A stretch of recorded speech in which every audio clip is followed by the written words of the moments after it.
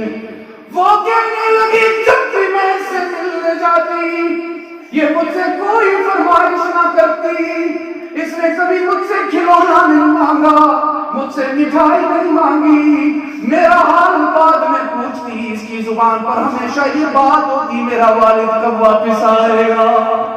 اس کو تو ماں سے اتنا پیار نہ تھا جتنا یہ تیری محبت میں بے قرار تھی. اور غور سے سن, میں تو اس کو روکتی رہی کہ نہ اپنے باپ کے پاس, خطرہ ہے تیری جان کو. تو یہ کہنے لگی مرتی ہوں تو مر جاؤں, ایک دفعہ ابا کا چہرہ ضرور دیکھوں گی. رحمت عالم نے پوچھا پھر کیا ہوا؟ وہ کہنے لگا اللہ کے رسول, جیسے ہی میں نے یہ سنا کہ یہ میری بیٹی ہے, میری ساری محبت نفرت میں بدل گئی, میری ساری رحمت غضب میں بدل گئی, میرا سارا پیار غصے میں بدل گیا. میں نے اپنے دل میں منصوبہ بنا لیا کہ اس کو زندہ نہیں رہنے دوں گا, اس کو مار ڈالوں گا. لیکن اللہ کے محبوب, میں نے اپنے ارادوں کو, اپنے منصوبے کو اپنی بیوی سے بھی چھپایا, اپنی بیٹی سے بھی چھپایا. میں نے گھر والی سے کہا گھر میں لکڑیاں کم ہیں, مجھے ذرا اوزار لا دو, جنگل جاتا ہوں لکڑیاں لے کر آتا ہوں.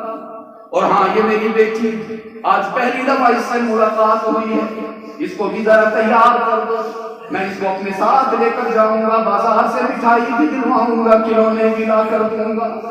میری اہلیہ خوش ہو گئی. میری بیٹی تو پہلے ہی بڑی پیاری تھی, اس نے اس کو اور زیادہ خوبصورت بنایا. وہ رشک چندے آفتاب چندے مہتاب ہو گئی. اس کو سلیقے سے سجایا, اس کا لباس تبدیل کروایا, اس کی آنکھوں میں کجرا بھرا, اس کی آنکھوں میں سرما ڈالا, اور بچی تیار ہو گئی. خوشی سے اچھلنے لگی کہ آج ابا کے ساتھ گھومنے جا رہی ہوں. رحمت عالم نے پوچھا پھر کیا ہوا؟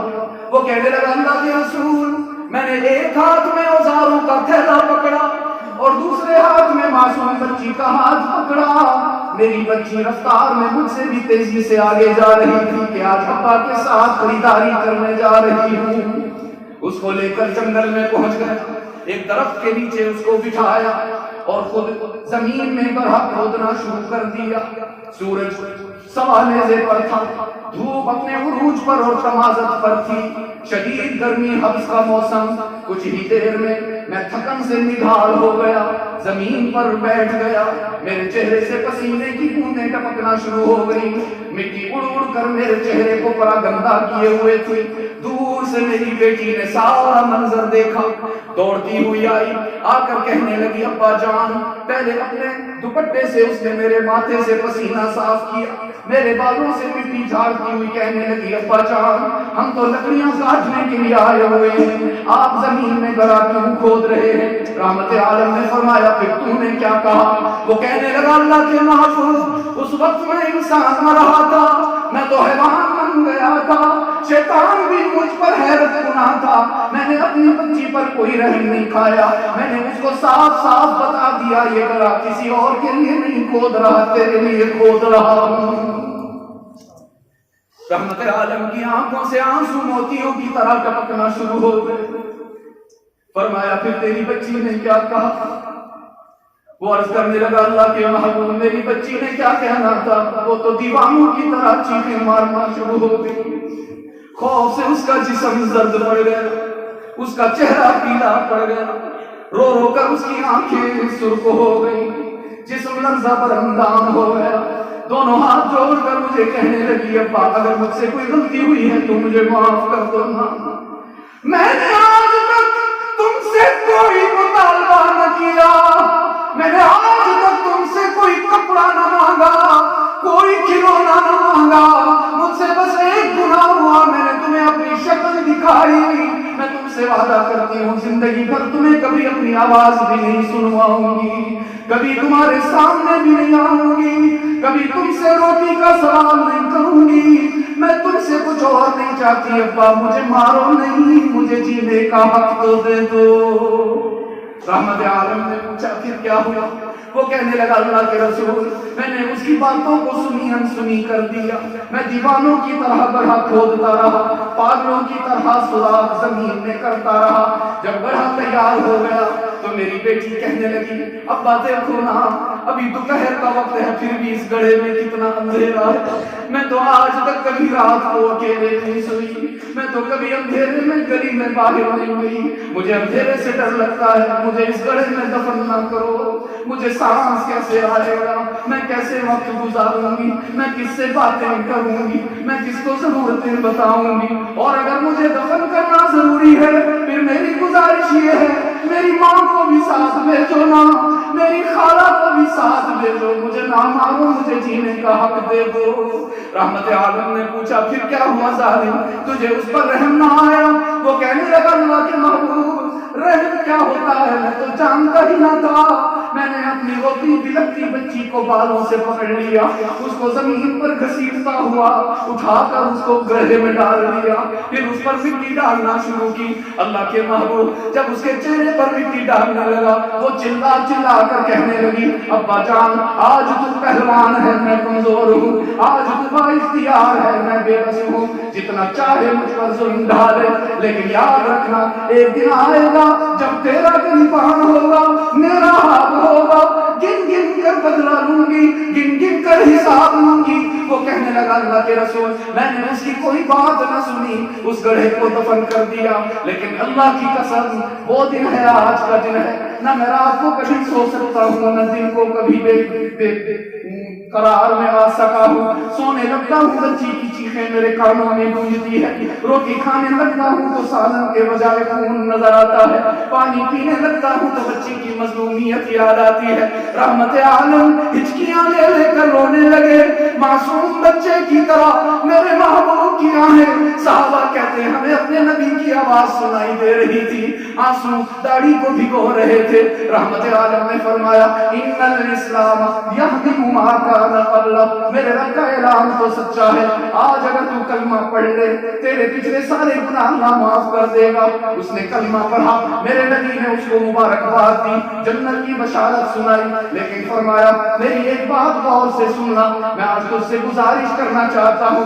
ایک گزارش تیری بیٹی نے کی تھی تو نے نہ مانی, آج اس بیٹی کا باپ تجھ سے گزارش کرنا چاہتا ہے. اس نے عرض اللہ کے محبوب سر آنکھوں پر جو آپ فرمائیں گے مانوں گا. رحمت عالم نے فرمایا وہی حق قیبانی وجہ, تیرا ایمان بھی قبول, تیرا اسلام بھی قبول, تیری جہنم بھی جنت سے بدل گئی, لیکن محمد کی گزارش یہ ہے آئندہ کبھی مجھے اپنی شکل نہ دکھانا, اس لیے کہ جب بھی تم میرے سامنے آئے گا مجھے تیری مظلوم بچی یاد آیا کرے گی. میرے عزیز دوستو محمد آیا تو بیٹیوں کو جینے کا حق مل گیا. رحمت عالم آئے تو بیٹیوں کو عظمتیں مل گئیں. وہی بیٹی جسے زندہ نہیں رہنے دیا جاتا تھا, رحمت عالم نے فرمایا اگر اللہ نے کسی کو 2 بیٹیاں عطا فرمائیں, اس نے ان کا اچھا نام رکھا, اچھی پرورش کی, پھر مناسب رشتہ آنے پر اس کو اس کے گھر روانہ کر دیا, ادھر دیکھو میری طرف. رحمت عالم نے فرمایا وہ حشر میں جنت میں میرے ساتھ ایسے ہوگا کہا تین اسماعیل, جیسے یہ 2 انگلیاں آپس میں ملی ہوئی ہیں, وہ شخص جنت میں محمد کے ساتھ ہوگا. ایک صحابی نے عرض کیا اللہ کے محبوب اگر کسی کی ایک ہی بیٹی ہو تو, فرمایا ایک بیٹی کے لیے بھی ایک فضیلت. اور عزیز دوستو اللہ نے اپنے محبوب کو کتنی بیٹیاں عطا فرمائیں, کیوں گھبرا کے کیوں کہتے ہو, کوئی شک ہو گیا؟ 4 بیٹیاں عطا فرمائیں. ہم تو ایک پر پریشان ہو جاتے ہیں, 2 ہو جائیں تو دوسری شادی کا تصور باندھنا شروع کر دیتے ہیں. اللہ نے زینب بھی عطا فرمائی, رقیہ بھی عطا فرمائی, ام کلثوم بھی عطا فرمائی, اور سیدہ فاطمہ الزہرا بھی عطا فرمائی. اور یہی فاطمہ الزہرا رضی اللہ تعالی عنہا شادی ہو جانے کے بعد جب اپنے والد سے ملنے کے لیے تشریف لایا کرتی تھی تو عزیز دوستو وہ اللہ کا محبوب جس کے ادب میں فرشتے بھی کھڑے ہو جایا کرتے تھے, اپنی بیٹی کے استقبال کے لیے رحمت عالم اپنی جگہ سے اٹھ کر استقبال فرمایا کرتے تھے. بیٹیوں کو زحمت نہ سمجھو, اس کی نعمت, کبھی ان کا حق نہ دباؤ, کبھی انہیں جائیداد سے محروم نہ کرو, وہ تو پہلے ہی کمزور ہے. وہ بیٹا تو ریل بھی چلا لے گا, کہیں مزدوری بھی کر لے گا, اپنی عزت اور ناموس کا تحفظ بھی کر لے گا. اپنی بیٹیوں کو کیوں غربت کی چکی میں پیستے چلے جاتے ہو؟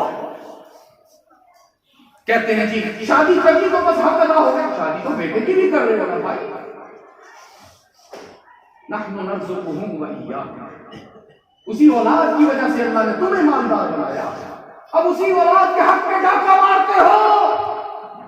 رحمت عالم کی حدیث یاد رکھنا عزیز دوستو، جب بھی جائیداد تقسیم کرنے کا وقت آئے یہ حدیث سامنے رکھنا. رحمت عالم نے فرمایا تھا من قطع میراث وارثہ قطع اللہ میراثہ من الجنہ. بڑے حاجی بنتے پھرتے ہو، بڑے نمازی بنتے پھرتے ہو، بڑے چودھری بنتے پھرتے ہو، جنت کے ٹھیکیدار بنتے پھرتے ہو. رحمت عالم نے فرمایا اگر کسی نے بلا وجہ اپنے کسی وارث کو جائیداد سے محروم کیا، اللہ اس کو جنت سے محروم کر کے دکھائے گا. آج جتنے یہاں میرے احباب بیٹھے ہیں، زندگی کا پتہ کوئی، میں ہر وقت موت کی سواری پر بیٹھا ہوں، ہر وقت سفر میں ہوتا ہوں، نہ معلوم پھر کبھی آپ سے ملاقات ہو یا نہ ہو. جتنے یہاں بیٹھے ہیں اور ان کو اللہ نے بیٹیاں عطا فرمائی ہیں، یا جتنے بھائی بیٹھے ہیں اور ان کو اللہ نے بہنیں عطا فرمائی ہیں، علماء کے سامنے مجھ سے وعدہ کرو مرتے مر جائیں گے، برادری ناراض ہوتی ہے ہو جائے، میری اولاد ناراض ہوتی ہے ہو جائے، لیکن اپنی بیٹیوں اور بہنوں کی جائیداد میں ان کا حصہ نہیں روکیں گے انشاءاللہ. وعدہ کیا، ہاتھ اٹھا کے. رحمت عالم صلی اللہ علیہ وسلم معمار انسانیت بن کر تشریف لائے. میں اس سے آگے نہیں چل پایا. آج کتنی دعائیں ہو گئی تھی سیدنا ابراہیم کی؟ اللہ آپ کو جزائے خیر، یاد رکھا. اب میری تھکن ختم ہو گئی، پھر 2 گھنٹے ہو جائے گی.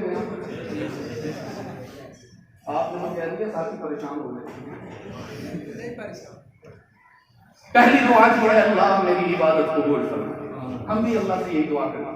مولانا ہارون رشید صاحب کے ادارے میں جتنی دینی خدمات ہو رہی ہیں، جتنے علماء کرام یہاں تشریف رکھتے ہیں، ہم اللہ کے حضور دعا گو ہیں ہماری خدمات قبول فرمائے. ہاں میرے عزیز دوستو، اگر اس کے ہاں قبول ہو جائیں ایک آنسو بھی کافی ہو جاتا ہے، قبول نہ ہو تو ہزاروں کے ہزاروں حج بھی دھڑی کے دھڑے رہ جاتے ہیں. دوسری دعا تھی الہ العالمین میری اولاد کو مسلمان بنا، ایمان عطا فرما، نیکی عطا. اب یہ سارے اس کے اندر، جیسے آج ہمارے بچوں نے ماشاءاللہ کتنے بچے تھے جو ذرا کھڑے ہو کے زیارت کو کروائیں، جن کی دستار بندی ہوئی ہے، ادھر دیکھیں ماشاءاللہ. ان میں ایک بچہ بلال ہے، وہ کھڑا ہو. نہیں یہ ہے نا، ادھر آؤ، ادھر آؤ بیٹا. یہ بچے ادھر آئیں، ذرا سامنے آئے، بھی آپ سے مجھے باتیں کرنی ہے بہت ساری. یہ دیکھو بلال کو دیکھو ذرا، یہ میرے بیٹے احمد سے بھی چھوٹا ہے، یعنی اس کی عمر مجھے 10 سال بھی نہیں لگی. بلال کتنا چھوٹا ہے، کتنا اللہ کا اس پر کرم ہوا ہے کہ آج سے یہ بلال نہیں ہے، آج سے یہ قاری بلال صاحب ہو گئے. عزت مل گئی نا. اوہو ماشاءاللہ، بیٹھے تشریف رکھیں. تو ان کے پیچھے کسی کی دعائیں ہیں حضرت. آپ لوگ بھی اپنی اولاد کے لیے اللہ سے دعائیں مانگا کریں، جیسا کہ سیدنا ابراہیم نے دعا مانگا. ان کی دعاؤں کا ثمر تو ہم ہیں.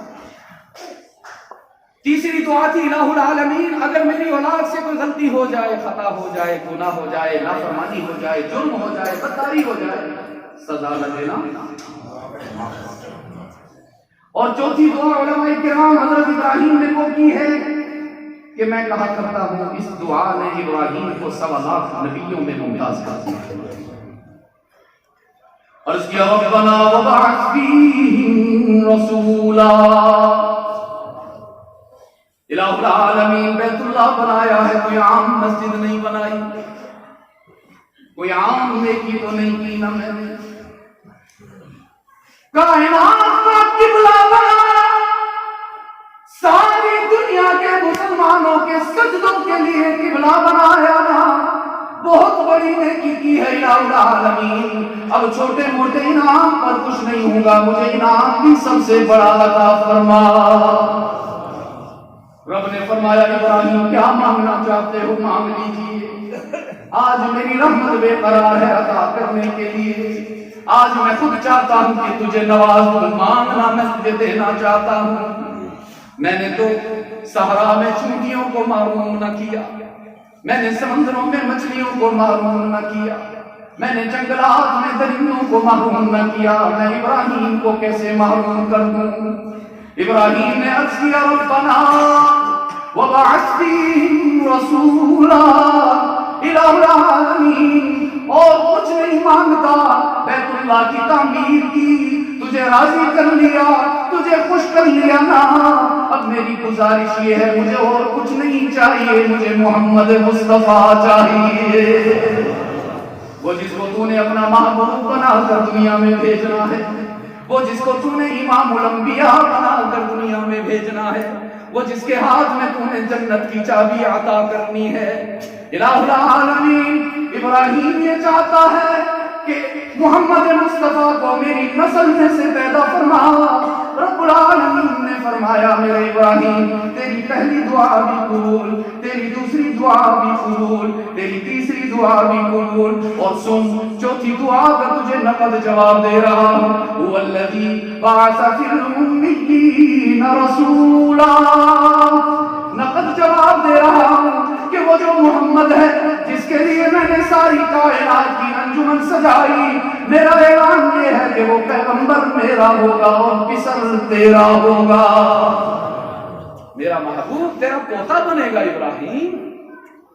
تو قرآن کریم نے ہمیں تعلیم دی ہے کہ جب بھی نیکی کی تکبیر ہو جائے، جب بھی عبادت کی توفیق مل جائے، مغرور اور متکبر نہیں ہو جانا، عاجز اور متواضع بن کر اس کے حضور دست طلب دراز کرنا۔ رحمت عالم صلی اللہ علیہ وسلم نے انسان پر محنت فرمائی تھی، ایسے کردار تیار فرمائے کہ میرا ایمان ہے جیسے محمد عربی کے بعد قیامت تک کوئی نبی نہیں، اب ابو بکر و عمر، عثمان و علی، طلحہ و زبیر، سعد و سعید، عبد الرحمن اور ابو عبیدہ اور معاویہ بن ابی سفیان اور حسن و حسین کے بعد اب قیامت تک صحابی ہی کوئی نہیں آ سکتا ہے۔ صحابہ کی عظمت کی بنیاد قرآن کریم، اور قرآن کریم کی روح کیا ہے عزیز دوستو؟ اگرچہ وقت اجازت نہیں دیتا لیکن آخر میں عرض کرتا چلا جاؤں، قرآن کریم کی روح وہ عقیدہ توحید ہے۔ قرآن کریم کا ہر سپارہ، ہر سورہ، ہر آیا، ہر لفظ ہمیں عقیدہ توحید کے مفہوم سے سرشار کرتا نظر آتا ہے۔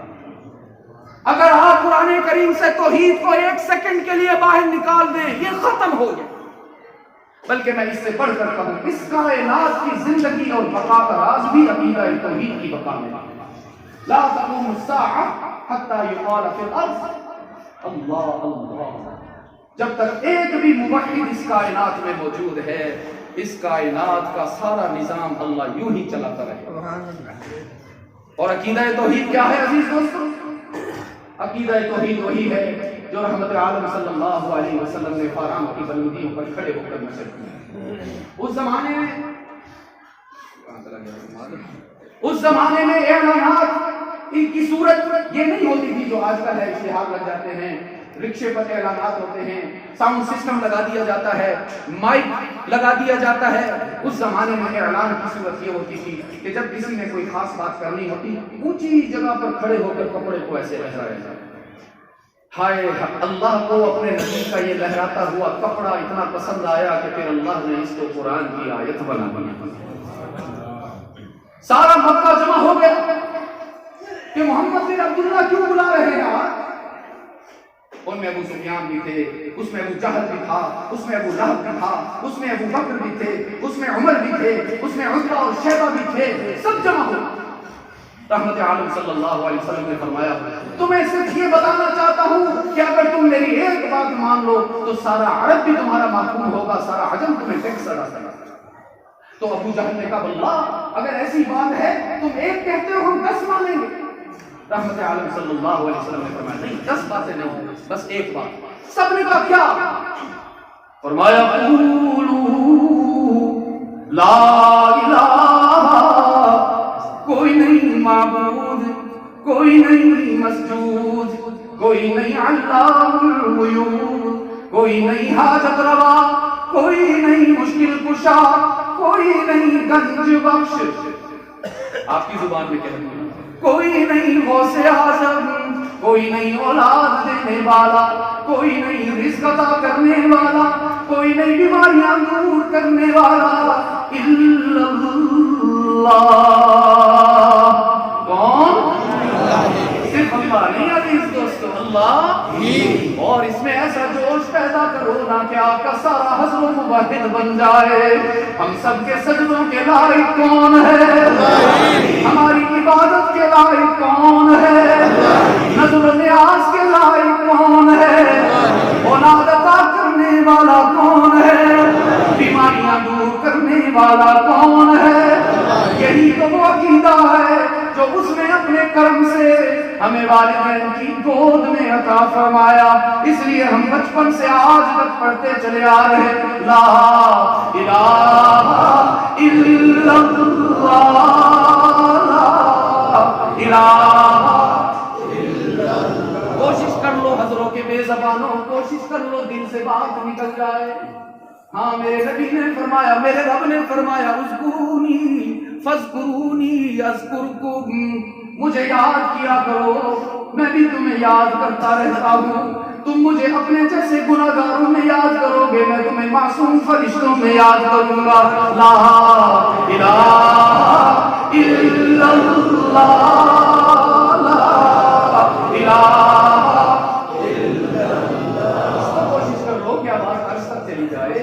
کچھ تو کوشش کر لو کہ شرم ختم ہو جائے، کچھ تو کوشش کر لو کہ اللہ کے اور ہمارے درمیان سارے گیپ ختم ہو جائیں.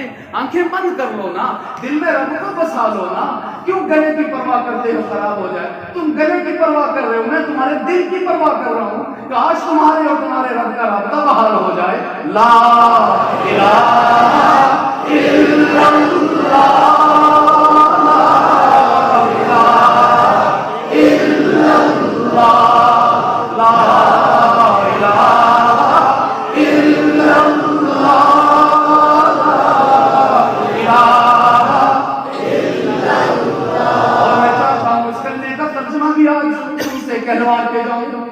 کہنا چاہتے ہو؟ گھبرا کے کہو، شرما کے.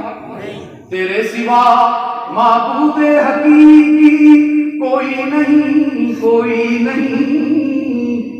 یہی ہے عقیدہ.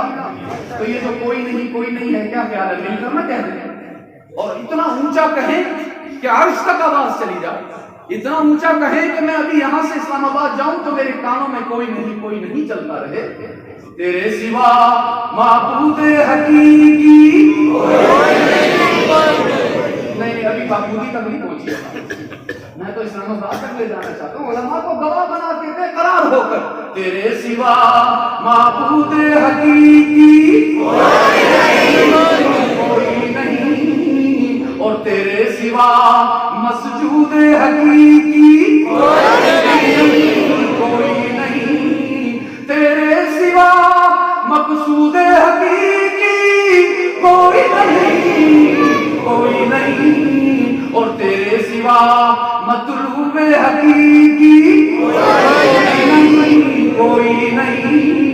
اب تو رہے بس تازم آخر ورد زبان میرے الہ، لا الہ الا